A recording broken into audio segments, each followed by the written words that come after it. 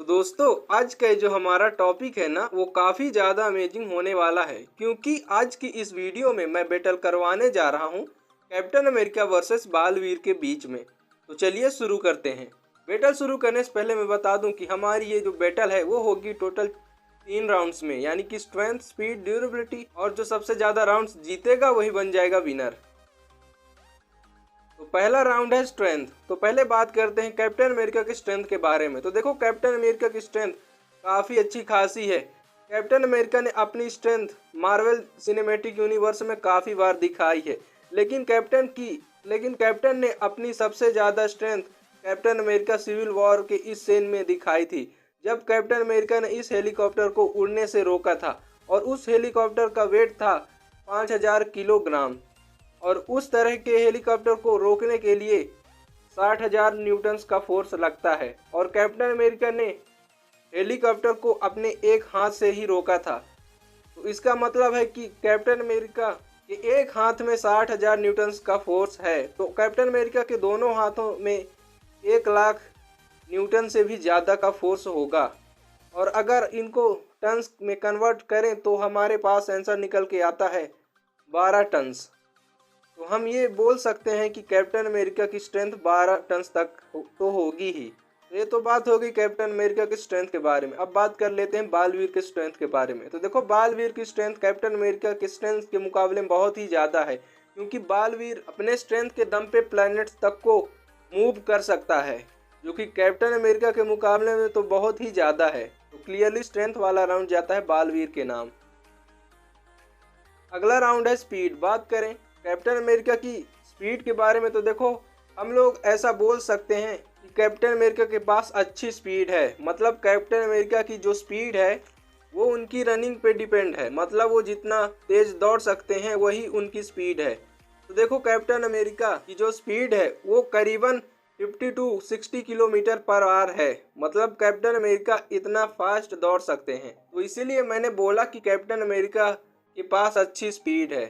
ये तो बात हो गई कैप्टन अमेरिका की स्पीड के बारे में। अब बात कर लेते हैं बालवीर के स्पीड के बारे में। तो देखो बालवीर की स्पीड कैप्टन अमेरिका से बहुत ही ज़्यादा है, क्योंकि पहली बात तो बालवीर फ्लाई कर सकता है, तो ऐसे ही बालवीर की स्पीड ज़्यादा हो जाती है कैप्टन अमेरिका से। और बालवीर की स्पीड इतनी ज़्यादा है कि वो इजीली लाइट की स्पीड से फ्लाई कर सकता है, जो कि कैप्टन अमेरिका से तो बहुत ही ज़्यादा है।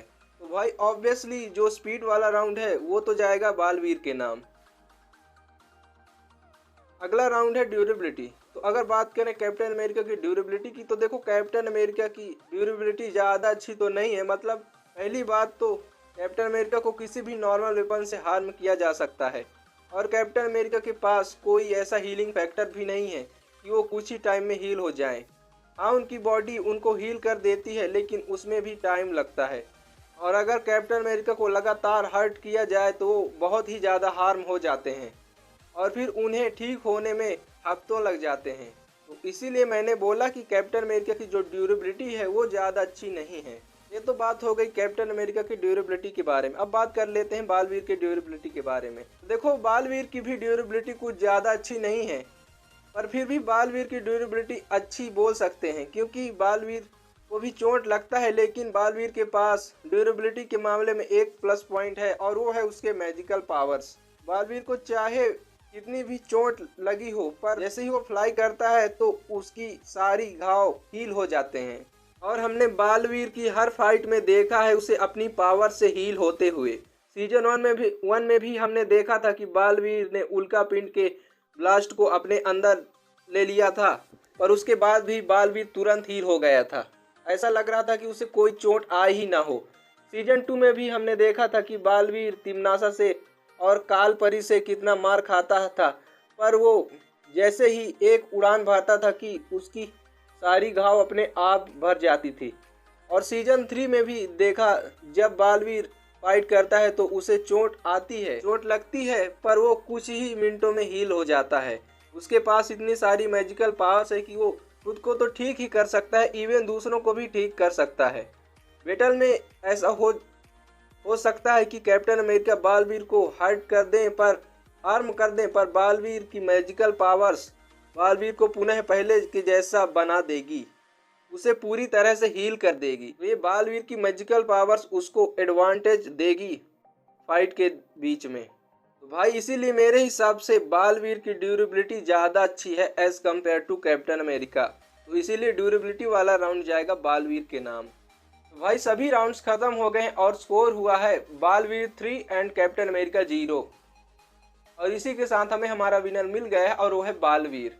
तो भाई मेरे हिसाब से अगर कभी इन दोनों के बीच में फाइट हुआ तो उस फाइट का विनर तो बालवीर ही होगा, जिसके रीजंस मैंने ऑलरेडी एक्सप्लेन कर दिए हैं।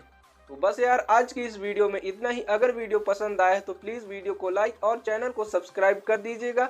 और मैं मिलता हूँ आपसे किसी और वीडियो में, तब तक के लिए आप हमारी दूसरी वर्सेस बैटल वीडियो देख सकते हैं।